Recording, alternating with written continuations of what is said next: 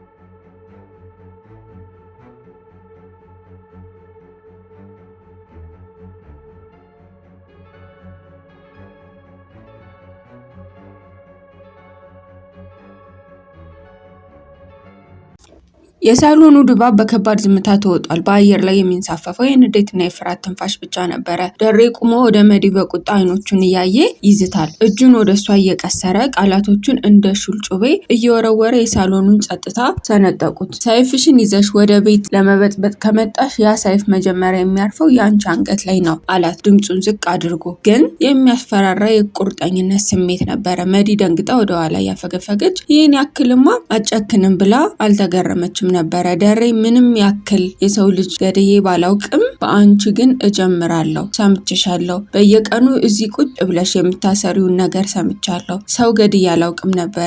ነገር ግን ድጋሚ ቤቱ ለመበጥበጥ ከሞከርሽ ለመጀመሪያ ጊዜ በአንቺ ላይ አደርገዋለሁ። ስለዚህ ተጠንቀቂ። ስለ ዘንዶ ለማውራት መጀመሪያ ወንዙን ተሻግሮ ነው ይባላል። አንቺ ግን ቤቴ ላይ ሆነሽ እኔን ልታጠፊ ትፈልጊያለሽ። እገልሻለሁ። ደሬ አቋሙን ነግሯት ጥሏት ወጣ። መዲ ልቧ በኃይል እየመታ እዛው ሶፋ ላይ እንደተቀመጠች አሁንም በደረጀ ላይ ያላት ቅሬታና ቂም ውስጧ ይንበለበል ነበረ። ደግሞ ካንተም ብሶ ትቆጣለህ። ከየትም ወልደ ያመጣ እህቴ ማርታን ያጃጃል ካታንሶ እኔንም ጅል አድርገኝ እንዴ? ግን ማርታ ባልሽ ጉዳዩን ሳላወጣ ከዚህ ቤት አልወጣም፣ ከዚህ ሀገርም አልወጣም ስትል በክፋት ፈገጋለች። በሌላ በኩል በኤቢና በዳጣ የነበረው የፍቅር ውስብስብ ጓደኝነት አዙሪት ኤቢ ከመሰረታዊ እውነተኛ ትክክለኝነት ትሟገታለች። ኤቢና ናታን ስለ ፍቅርና ስለ ህይወት እያወሩ ቆይ አንቺ እዛ ግቢ ውስጥ ከማንም ጋር ትስማሚ ማደል ሲል ጠየቃት። አልስማማም ማለት ግን የኔ ችግር ነው ማለት አይደለም አለች ኤቢ አይኖቿን እያበራች። አንቺ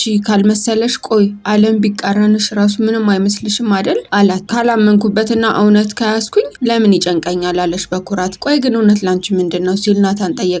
ልክ መሆን፣ ትክክል ማድረግ፣ በቃ ሌላ ትርጉም የለውም ስትል መለሰች።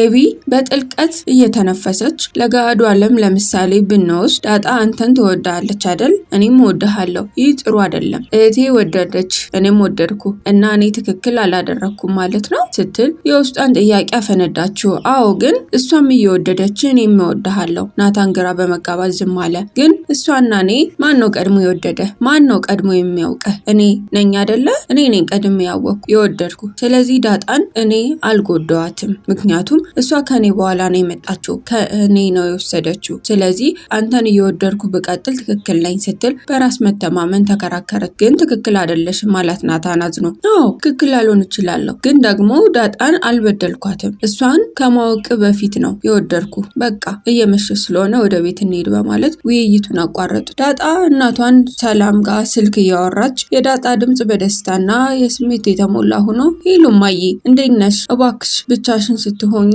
እማዬ በይኝ አለች። ሰላም ደንግጣ ድምጿን ዝቅ አደረገችው። ሰው እንዳይሰማ ተጠንቀቂ አለቻት። ኧረ እናቴ እንዴት እንደናፈቅሽኝ ልመጣ ነው አለች ዳጣ። እንዴ ዛሬማ እዛ እደሪ፣ ነገ ጠዋት ትመጫለሽ፣ ሰው ቤት እኮ ነው ያለሁት፣ ይህንን አትርሽ ስትል ሰላም አስጠነቀቀቻት። እናቴ አባዬና እማዬ ትናንትና ለልደት የሰጡኝን እኮ አልነገርኩሽም፣ ያንቺን ናፍቆት አስሮኝ ነው እንጂ የሚረሳ አልነበረም። ምን ሰጡሽ አለች ሰላም በጉጉት እየጠየቀቻት። እናቴ 1 ሚሊዮን ብር ተሰጠኝ። ሰላም ደነገጠች። እስኪ ማይልኝ የኔ ውድ ልጅ እንኳን ደስ አለሽ፣ ነገር ግን 1 ሚሊዮን ብር ስራ ሳትሰሪ ካገኘሽው ወዲያውኑ ነው የሚያልቀው፣ ለሀብታም ትንሽ ቢሆንም ለእኛ ብዙ ነው ብላ መከረቻት። ማርታ ሳሎን ውስጥ ተቀምጣ ሳለ መዲ አይኖቿን በጨው አጥባ ከፊት ለፊት ቆመች። ማርታ በንዴት ተነሳች። አንቺ ደፋር፣ ጭራሽ አይንሽን በጨው አጥበሽ ቤቴ ድረስ መጣሽ አለቻት። ቆይ ምን መሄጃ አለኝ ከአንቺ ውጭ እህቴ? ደግሞ በስልክ ይቅርታ አድርጌልሻለሁ አላልሽኝም እንዴ አለች መዲ እጆቿን አጣምራ። ቢገባሽ አንቺ እኮ እንደዚህ አይነት ነገር ማድረግ አልነበረብሽም አለች ማርታ።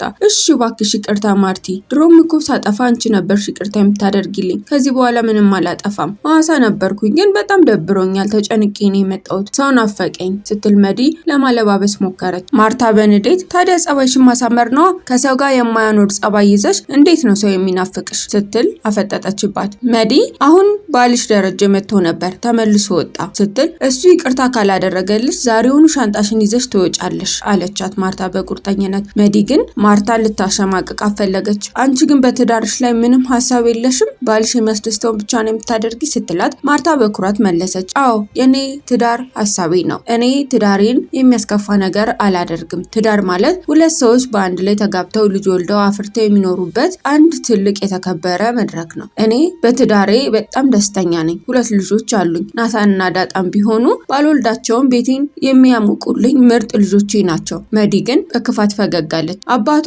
በቢሮ ውስጥ ተቀምጦ ሳለ ኤቢ ወደሱ መጣች። እንዴት ነው አባዬ? አብረን ወደ ቤት እንሄዳለን ብዬ እኮ ነው የመጣሁት። አክስቴ መዲ መታለች አለችው። ጥሩ አለ አባቱ ፊቱን እንደቋጠረ።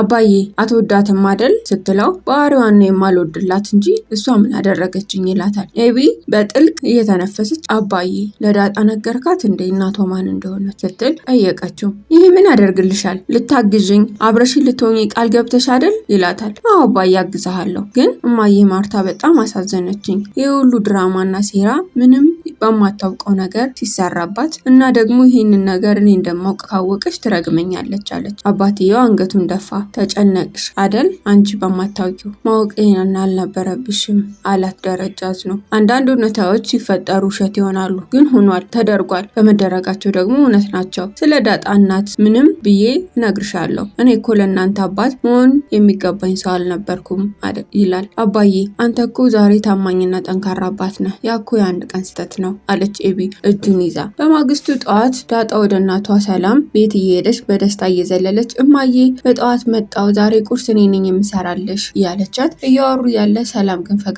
ብላ በከባድ ሐዘን ውስጥ ይነበብ ነበረ። ተይ ዳጣ ቁጭ በይ፣ ገና የምነግርሽ ነገር አለ። ዳጣ የእናቷን መከፋት ስታይ ምንድን ነው እማዬ? እኔ እኮ አሁን 1 ሚሊዮን ብር ያለኝ ሰው ነኝ፣ ማንም እንዳያስከፋሽ፣ እኔ ያለሁልሽ። ዳጣ ስሚኝ፣ ማርታ 20 ዓመት ሙሉ ስኖር አንድም ቀን ክፉ ቃል ሳይወጣት እንደ ሰራተኛ ሳታየኝ በበጎነት አሳደገችኝ። ይህንን እውነት ብታውቅ በጣም ትጎዳለች። ቆይ ግን አባዬ እንዴት ካንቺ ሊወልድ ቻለ? አስገድዶች ነው ወይስ ፈልጋች? ስትል የዘመናት ጥያቄዋን ሰነዘረች ዳጣ። ሰላም አይኖቿ በእንባ ተሞልቶ ማውራት ጀመረች። ታሪኩ ብዙ ነው ዳጣዬ።